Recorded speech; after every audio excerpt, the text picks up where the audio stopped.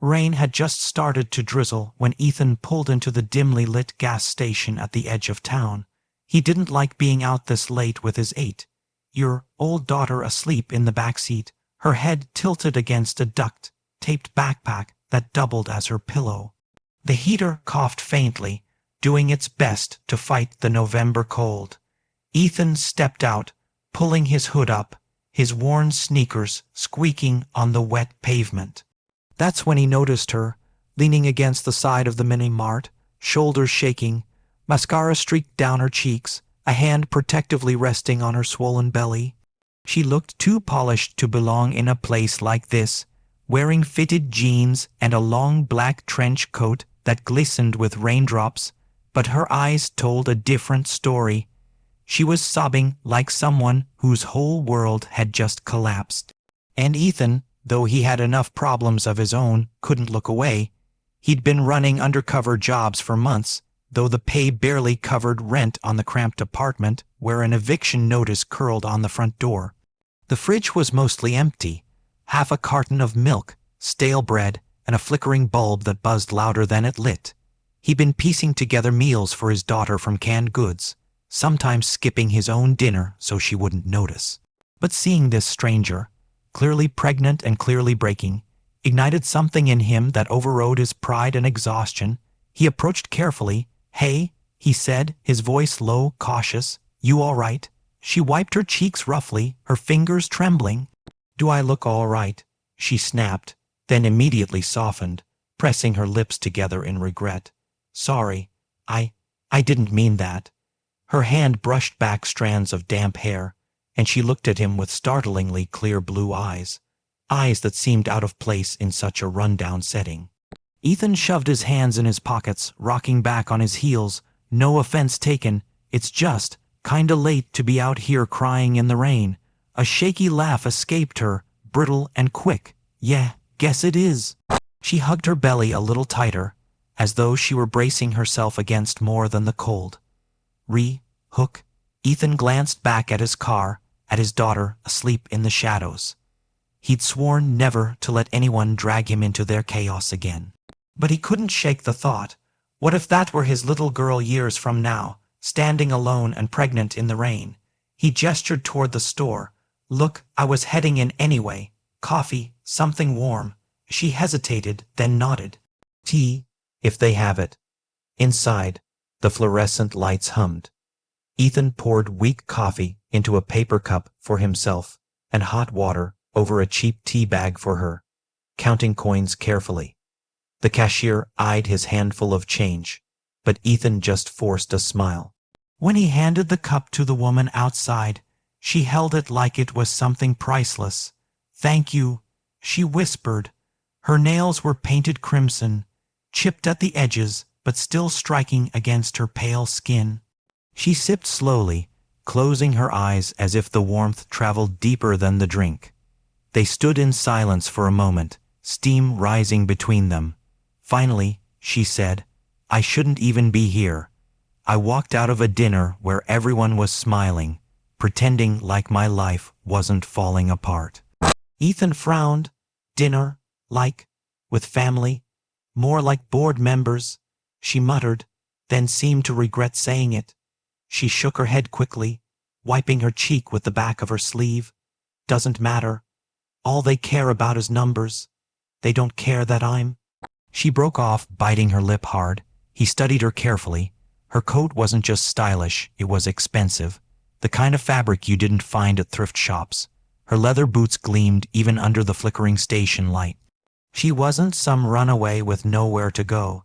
She was someone used to a very different life. And yet here she was, shaking, pregnant, and drinking tea out of a cheap gas station cup like it was salvation. Ethan shifted uncomfortably. "Listen, I don't know what you're going through, but I do know one thing. Nobody should be standing out here alone in the rain, especially not you." Her throat tightened visibly as she swallowed.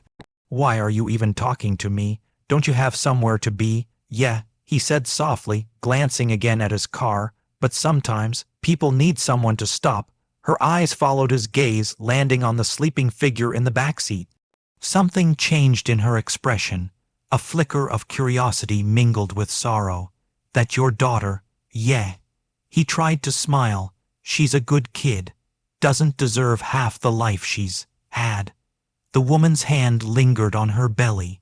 Her lips trembled before she asked, "And you're doing this alone?" Ethan's chest tightened, but he nodded. "Yeah, just me." For a long beat, the only sound was the rain tapping on metal roofs. Then she whispered, "Me too." Her eyes glistened, her chin lifting slightly like she was daring herself not to break again. In that moment, Ethan realized they were both carrying loads heavier than anyone should. He wanted to ask her name, to know why someone dressed like a movie star would be weeping at a gas station in the middle of nowhere. But before he could, headlights swept across the lot. A sleek black car rolled up, tinted windows, polished rims, nothing that belonged here. The woman's body stiffened instantly, her fingers clutching his sleeve. "Please," she breathed, her voice urgent. "Don't let them see me." Ethan's pulse kicked hard. Whoever she was, whoever was in that car, it was trouble. And he had no idea what he'd just stepped into. The black car idled at the far end of the lot, its headlights slicing through the drizzle. Ethan shifted slightly, angling himself so the woman was shielded behind him. He didn't know why, instinct, maybe, but the tremor in her grip told him she was genuinely afraid. The door of the car cracked open, a suited man stepping out, tall and stiff, umbrella snapping open with precision. His shoes gleamed, untouched by the puddles. He scanned the station with a calculating look. Ethan felt her breath quicken against his arm. "They'll drag me back," she whispered, almost choking on the words. "I can't go back in there, not tonight. Please." Ethan kept his voice low, steady. "Then stay quiet. Let me handle this."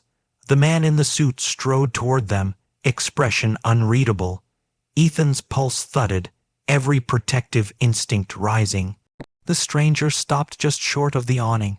"Excuse me," he said, tone clipped, rehearsed. "We're looking for a young woman, dark hair, black coat. She left a dinner meeting abruptly." Ethan raised a brow, keeping his stance loose, casual. "Haven't seen her," he lied smoothly. "Just me, grabbing gas. Kids asleep in the car." The man's gaze flicked to the vehicle, then back. For a second, Ethan thought he'd press further, but instead he gave a curt nod, stepped back, and returned to the sleek car. Moments later it pulled away, red taillights vanishing into the rain. The woman exhaled so sharply her body sagged against the wall. "You didn't have to do that. Looked like you needed me too." Her eyes shimmered with gratitude and guilt all at once. She sipped what was left of her tea, hands still shaking. "I should explain. You probably think I'm some kind of runaway socialite." "I don't think anything," Ethan said gently, "but you don't look like someone who belongs crying outside a gas station either." She hesitated, then met his gaze directly. "My name's Isabella. Most people call me Issa. I run a company my father built, a global firm, boardrooms, charity galas, the whole glossy picture. But when I told them I was keeping this baby, that I didn't care if the father walked out, I lost their support. Tonight was supposed to be about proving I still had control instead. I just felt like a fraud, so I left." Ethan's throat tightened. He looked down at his cracked sneakers, then back up at her flawless but vulnerable face. "You're not a fraud. You're human." A small, broken laugh escaped her. "You sound like someone who's lost plenty too." "Yeah," he admitted. "My wife passed 3 years ago. Since then, it's been me and my little girl. Some days I feel like I'm drowning, but I can't stop swimming. Not for her." Issa's eyes softened, filling with a sorrow that mirrored his. "You're doing better than you think." She looked peaceful in there. The hook hit like a quiet storm. Issa straightened suddenly, resolve flickering in her eyes. "What if I could help you?" Ethan frowned. "Help me? I know it sounds strange, but the truth is, I'm not just wealthy. I control resources, programs, networks. and I'm sick of seeing people who fight alone when they shouldn't have to. Maybe fate dropped you here tonight for a reason." Ethan almost laughed, but the sincerity in her tone stopped him.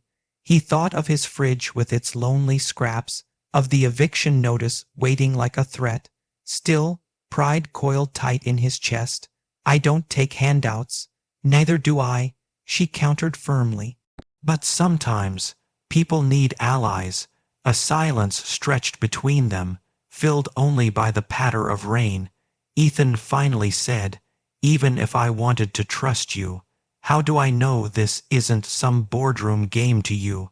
Issa held his gaze, her chin lifting with defiance. "Because I just lied to a corporate enforcer and hid behind a stranger at a gas station. That's not a game, that's desperation." Her vulnerability was raw, striking.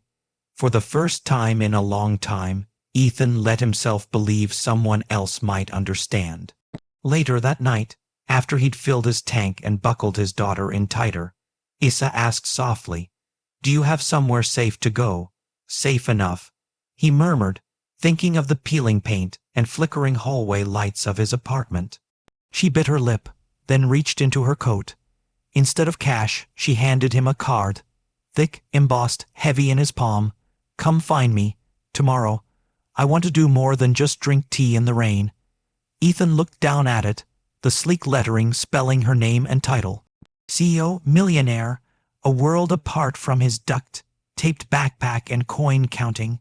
But her eyes weren't polished or distant anymore. They were fierce, alive, carrying the same fire he felt when he looked at his daughter. For the first time in months, hope tugged at him. The next day, he did go. The skyscraper lobby was polished marble, reflecting his scuffed sneakers and his daughter's worn-through jacket. People stared as they walked past suits and silk dresses, but Issa was waiting, radiant in a deep red blazer, her hand resting protectively on her belly. She crossed the floor without hesitation, kneeling to greet his little girl with a smile that felt like sunlight after endless rain. That was the beginning, not a rescue but an alliance. Issa gave him a job he could be proud of, not a handout. He brought her laughter in a life filled with pressure, and she gave his daughter opportunities that once seemed like dreams. Together, two broken people found strength in each other's survival. The moral of their unlikely meeting lingered long after. One small act of generosity, a cup of tea offered to a stranger in the rain, had rerouted two lives. And it reminded them both that the power to change someone's fate can begin in the quietest, most ordinary places.